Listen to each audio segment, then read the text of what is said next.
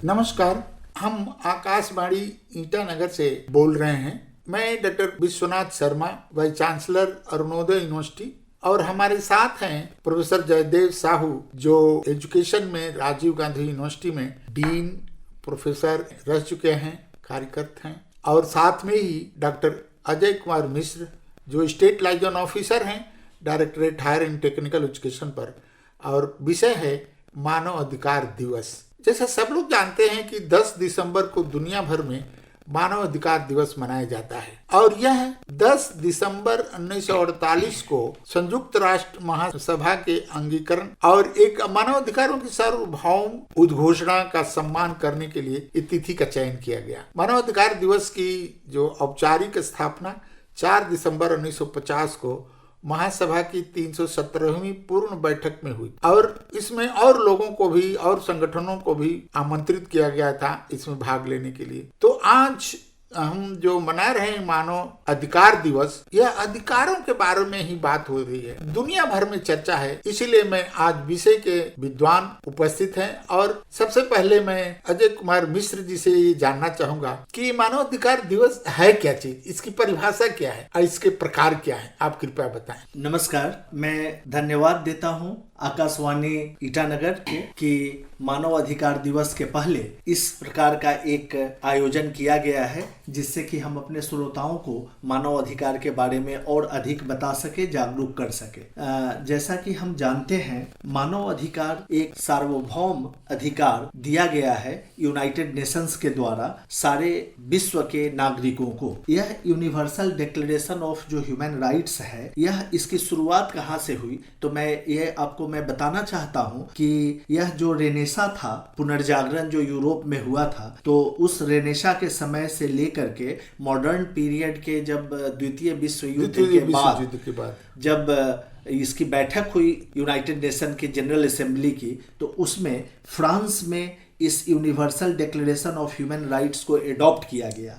और सबसे महत्वपूर्ण बात सर ये था इसमें कि उस समय यूएन कमेटी का जो चेयर कर रहे थे वो यूएस प्रेसिडेंट रूजवेल्ट थे, और इसमें टोटल जो मेंबर्स प्रेजेंट थे वो 58 मेंबर्स प्रेजेंट थे यूनाइटेड नेशंस के, जिसमें से 58 मेंबर्स में 48 मेंबर्स ने universal declaration of human rights को सभी ने अनुमोदित किया, उसको अंगीकार किया, और जो 10 थे उसमें 8 एब्सेंट थे, और जो 2 प्रेजेंट थे वो वोट नहीं किए। तो इसका मतलब था कि किसी ने भी इस सार्वभौमिक universal declaration of human rights का विरोध नहीं किया।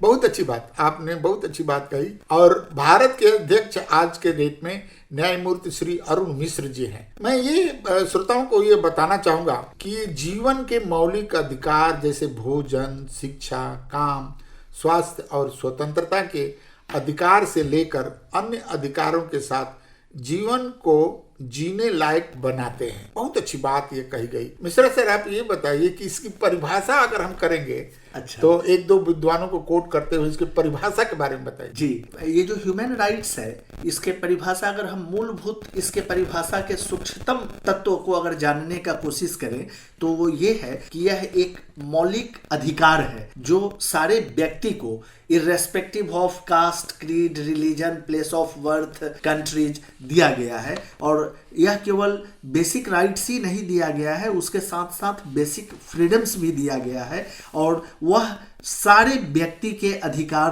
क्षेत्र में आता है।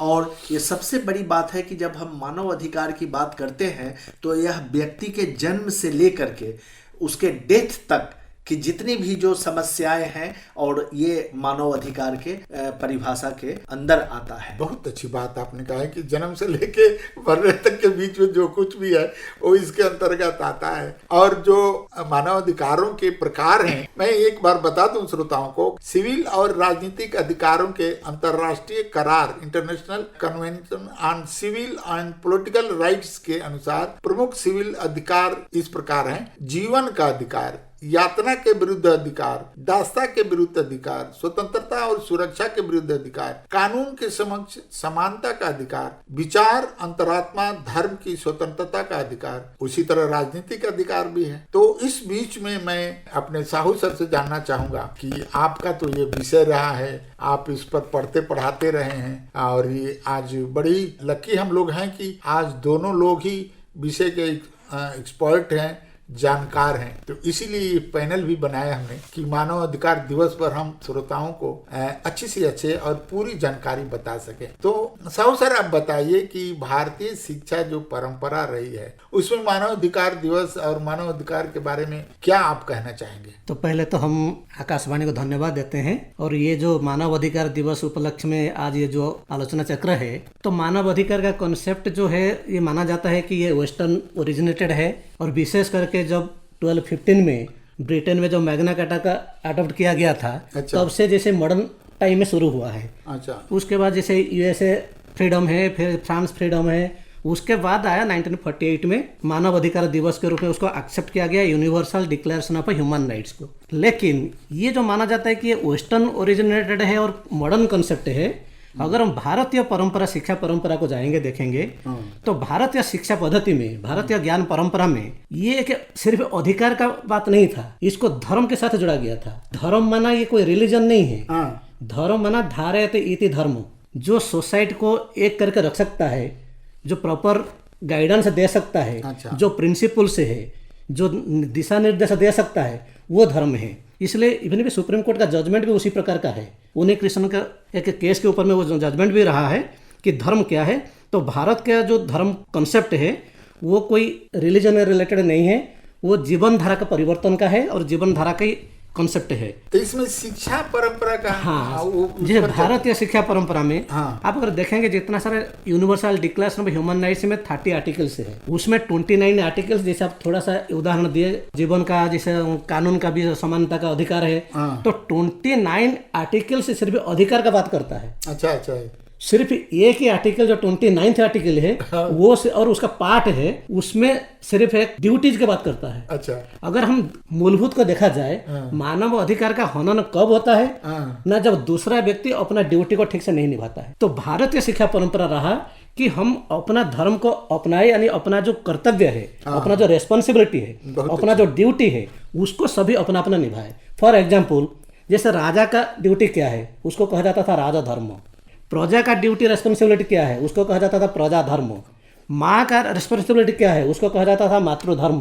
पिता का रेस्पॉन्सिबिलिटी क्या है, उसको कहा जाता था पितृधर्म। तो उसी प्रकार का भातृधर्म, भग्नी धर्म, उस टाइप का, यानी धर्म का अर्थात ड्यूटीज एंड रेस्पॉन्सिबिलिटी।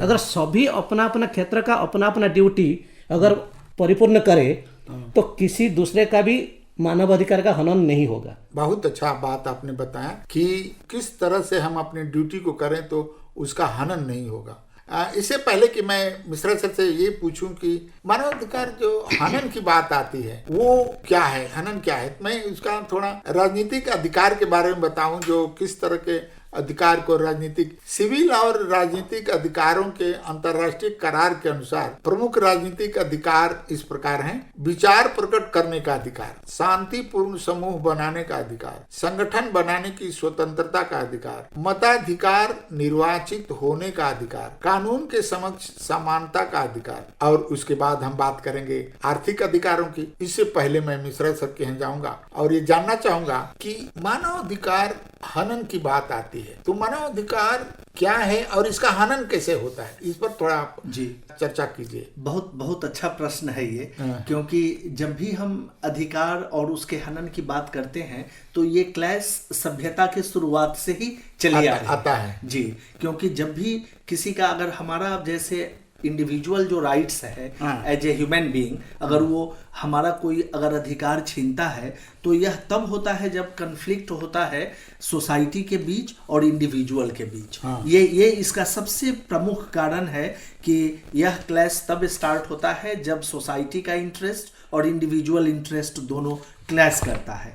और उसमें अगर स्टेट का जो रोल है वो अगर एक्टिव रोल नहीं होता है, स्टेट अगर एक्टिवली इंटरवेन नहीं करती है प्रोटेक्ट करने के लिए, जो भी इसमें ग्रुप जो हैं जिनके मानव अधिकार का हनन होता है, तब यह प्रॉब्लम एग्रवेट करता है। जैसा कि इसकी चर्चा यूनाइटेड नेशन में भी की गई थी कि क्यों हमारे मानव अधिकार का हनन किया जाता है। इसके लिए मैं आपको यहाँ पर 3 फैक्टर्स को इम्पोर्टेंट मानता हूँ, जिसमें सरकार के राजनीतिक व्यवहार, गवर्नमेंट बिहेवियर, दूसरा है उसके स्ट्रक्चर भी उसके साथ हम जोड़ सकते हैं, किस कंट्री में सरकार का क्या स्ट्रक्चर है और उसमें कितना व्यक्ति को अधिकार दिया गया है। दूसरा है आर्म्ड कन्फ्लिक्ट, जहाँ भी आर्म्ड रिवेलियन होता है तो वहाँ पर है कि फिर मिलिट्री या पारामिलिट्री फोर्स को उसको कंट्रोल करने के लिए जो मैकेनिज्म एडॉप्ट करते हैं, तो उससे भी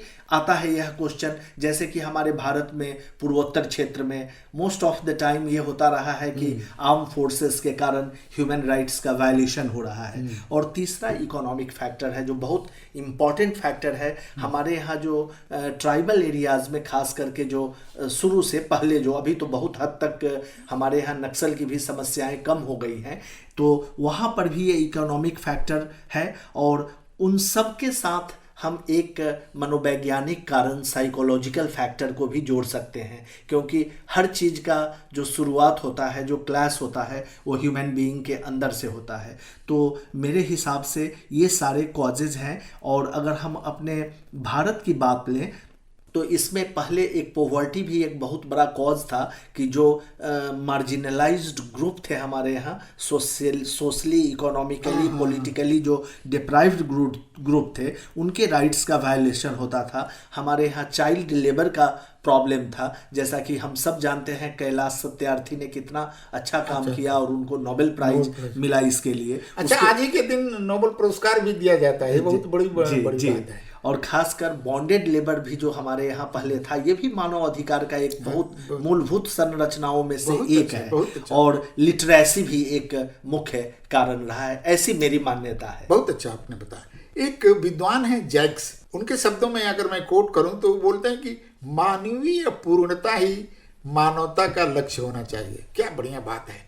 मानवीय पूर्णता क्या है? जैसे यंत्रवाद यंत्रों की निपुणता को लक्ष्य बनाता है, उसी प्रकार व्यक्ति को कुशलता ही मानवाधिकार का लक्ष्य होना चाहिए। सुविख्यात मानवाधिकारी शिक्षक मिल्टन के शब्दों में वो बोलते हैं, मैं उस शिक्षा को सामान्य एवं पूर्ण मानता हूँ जो मनुष्य को व्यक्तिगत एवं सार्वजनिक कार्यों, युद्ध एवं शांति संबंधी दोनों को न्यायपूर्ण, कुशलतापूर्ण एवं भव्य ढंग से करने की योग्यता प्रदान करे। दूसरे शब्दों में मानवाधिकार का लक्ष्य संतुलित एवं पूर्ण व्यक्तित्व का निर्माण करना है। बहुत ही स्पष्ट बात है कि मानवाधिकार का जो लक्ष्य है वो संतुलित एवं पूर्ण व्यक्तित्व का निर्माण करना है। व्यक्तित्व का निर्माण करना ही इसका लक्ष्य है। साहू सर, आप ये बताइए कि आप इसके विद्वान हैं और आप इस एक पेपर होता है बोले human rights value and peace education, इस पर आप पढ़ाते हैं। यह क्या है? पीस एजुकेशन क्या है? तो शांति जो किस अल्टीमेट गोल है, ultimate goal of life, ultimate goal of society. जरूर। तो दुनिया में कोई भी व्यक्ति है, छोटे बच्चे से लेकर के बड़े तक, बूढ़े तक, पढ़े लिखे हो, अनपढ़ हो, चाहे जंगल के अंदर में रहने वाला हो, चाहे मेट्रो में रहने वाला हो, पहले तो सभी को चाहिए शांति, चाहे वो कितना बड़ा टेररिस्ट भी हो। जैसे आप देखेंगे टेररिस्ट को भी शांति चाहिए। वो क्योंकि भले उसका तरीका गलत तरीका अपना लिया है, लेकिन पर्पस तो है शांति और सुख प्राप्ति करना। बहुत अच्छा। तो इसमें जो देखा गया है, आप अगर देखें कि जो universal declaration of human rights, even उसको अगर हम पूरा एनालिसिस करें, उसका बेसिक बैकग्राउंड है कि वैल्यूज, मूल्य। क्योंकि आप अगर पारा 1 की रक्षा के लिए मानवाधिकार की स्थापना की गई। बहुत अच्छा। जब तक वैल्यू नहीं होगा तब तक मानवाधिकार नहीं हो पाएगा। अगर उसका ठीक से थोड़ा देखा जाए, article 12 says no one shall be subjected to arbitrary interference with his privacy. Likewise article 1 states all human beings are born free and equal in dignity and rights. सभी जन्म से ही सभी का, चाहे वो कितने बड़ा अपंग भी हो, जो डिजेबल्ड पर्सन जिसको बोलते हैं हम लोग, या मेंटली रिटार्डेड हो, कुछ भी हो, लेकिन जन्म से ही सभी इक्वल राइट्स और डिग्निटी के साथ जन्म लिया हुआ है, जरूर सबको वो मिलना चाहिए। मिलना चाहिए। तो लेकिन ये आया क्यों, उसका आने का कारण है कि उसका वायोलेशन से हो रहा है।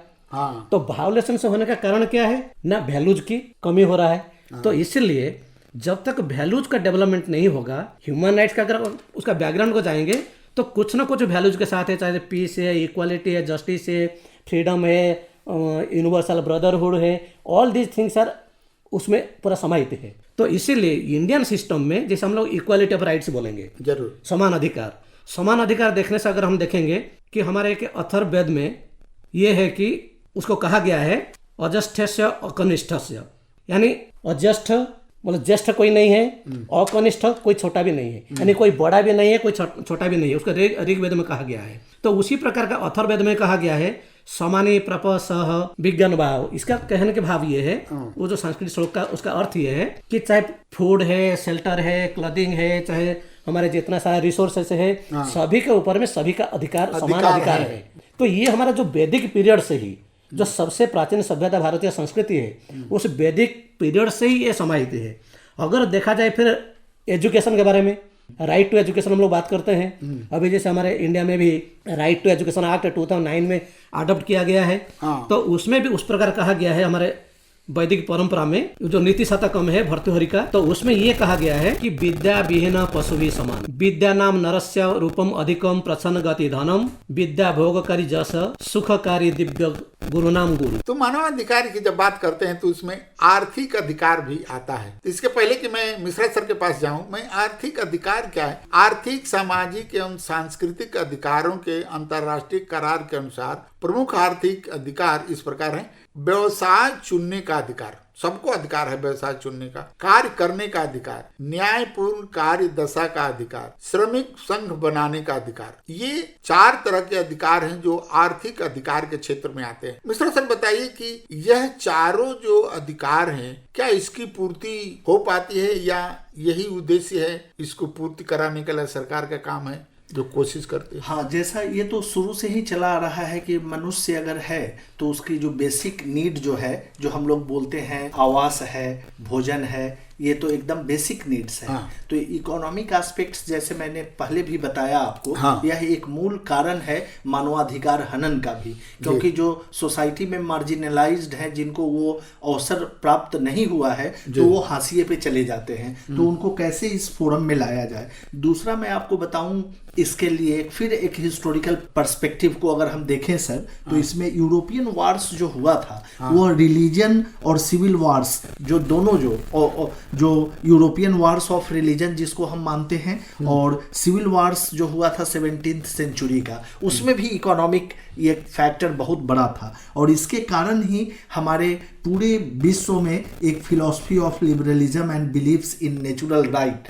का कॉन्सेप्ट आया सर। तो राइट वहाँ से स्टार्ट हुआ, जहाँ हम अगर इकोनॉमिक और कल्चरल राइट जैसा आप कह रहे हैं, जो सोशल राइट के साथ भी जुड़ा हुआ है, उसमें अगर हमको एडिक्वेट फूड नहीं मिल रहा है, एडिक्वेट हाउसिंग नहीं है, एडिक्वेट एजुकेशन नहीं है, हेल्थ इंफ्रास्ट्रक्चर नहीं है, तो सोशल सिक्योरिटी नहीं है, तो भी ह्यूमन राइट्स का वायलेशन होता है। बहुत अच्छी बात आपने बताया और बहुत सीधा और सबको समझ में आने वाला। जो आर्थिक अधिकार है वो तो श्रमिक बनाना, न्यायपूर्ण कार्य दशा अधिकार, कार्य करने का अधिकार। जो सामाजिक अधिकार है वो भी बहुत ही महत्वपूर्ण है। आर्थिक, सामाजिक एवं सांस्कृतिक अधिकारों के अंतर्राष्ट्रीय करार के अनुसार प्रमुख सामाजिक अधिकार इस प्रकार हैं।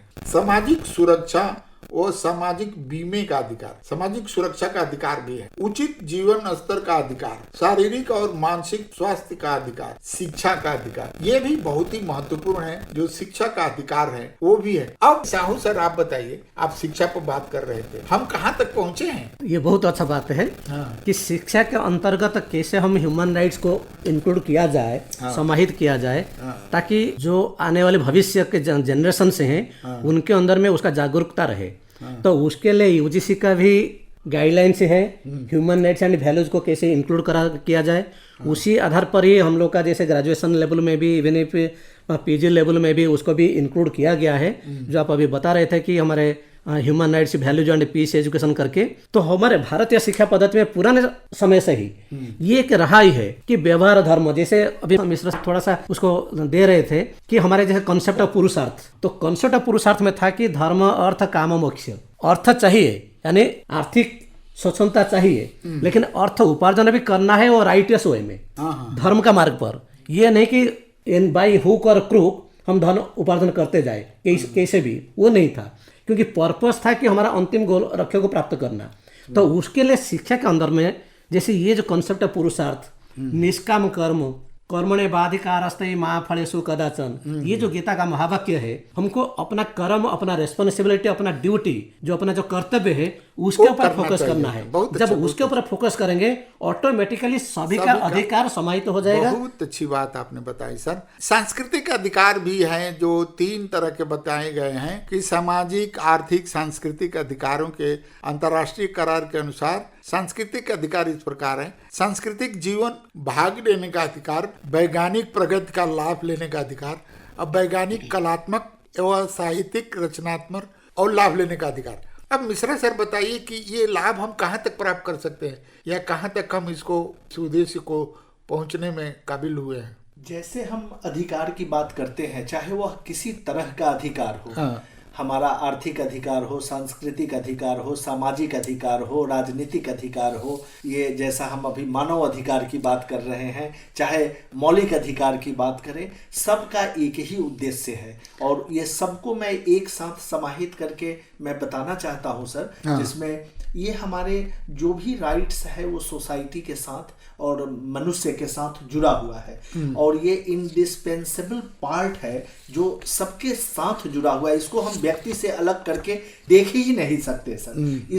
इसका जो मुख्य आधार है, जिस पर हम पूरे फाउंडेशन को ले जा सकते हैं, तो उसका जो मुख्य आधार है कि वो कैसे एक व्यक्ति डिग्निफाइड, गरिमामयी जीवन को जिए, कैसे वह एम्पावर्ड हो, कैसे उसका सशक्तिकरण हो। जैसे हम महिला सशक्तिकरण का बात करते हैं, लेकिन सशक्तिकरण इन जनरल टर्म्स अगर हम एम्पावरमेंट की बात करेंगे तो सारे का सशक्तिकरण हो, जिसमें अगर हम फिर अधिकार पर आते हैं तो चाहे यह भोजन का अधिकार हो, स्वास्थ्य का अधिकार हो, शिक्षा का अधिकार हो, स्टैंडर्ड लिविंग का अधिकार हो, कि हम समाज में एफोर्डेबल हाउसिंग का अधिकार हो, सोशल सिक्योरिटी का अधिकार हो, लेबर प्रोटेक्शन का अधिकार हो, या सामाजिक सांस्कृतिक जो भी अधिकार हो, सामाजिक रूप से भी हम स्वतंत्र होना चाहिए, हमारी अपनी अधिकार अक्षुण्ण रहनी चाहिए। और इस मामले में मैं एक उद्धृत करना चाहूँगा सर, जो हमारा कोविड-19 पैंडेमिक जो आया, तो उस पैंडेमिक में इसने एक इनॉर्मस स्ट्रेन था सारे यूरोपियन कंट्रीज पे,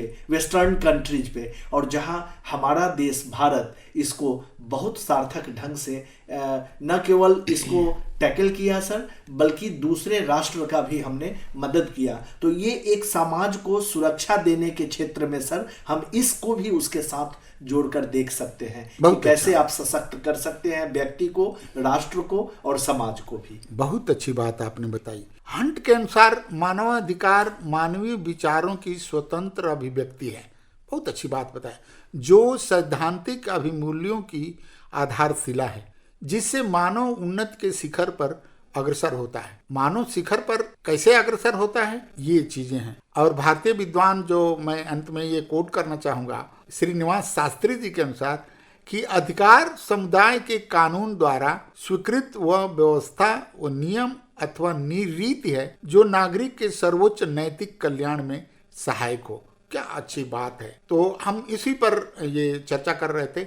अंत में मैं साहू सर से जानना चाहूँगा कि आप अंत में क्या कहना चाहेंगे। तो हम अंत में ये कहना चाहेंगे कि जैसे अभी आप बता रहे थे कि अधिकार जनरली जो हमारा संविधान में, कॉन्स्टिट्यूशन के अंदर में जो हमको स्वीकृति दिया गया है, लेकिन जहाँ तक हम लोग शांति और सद्भाव का बात करते हैं, वो सिर्फ हमारा जो संविधान के अंदर में जो दिया जाता है उसमें फुलफिल हो नहीं सकता है। फॉर एग्जाम्पल, जैसे माँ पिताजी बच्चों को प्यार करना चाहिए, बच्चे माँ पिताजी को रेस्पेक्ट रिगार्ड देना चाहिए, उनका केयर करना चाहिए, वो कोई आप संविधान के अंतर्गत तो इसको कोई आईन कानून बना नहीं सकते हैं। हाँ। तो उसके लिए वैल्यू सिस्टम का जरूरत है जो हमारे भारतीय परंपरा में और अभी भी मॉडर्न टाइम में जिसको हम लोग कोड ऑफ कंडक्ट कहते हैं। बहुत अच्छी तो बात कोड ऑफ कंडक्ट का रिलेटेड है कि जो कहते हैं कि व्यवहार धर्म।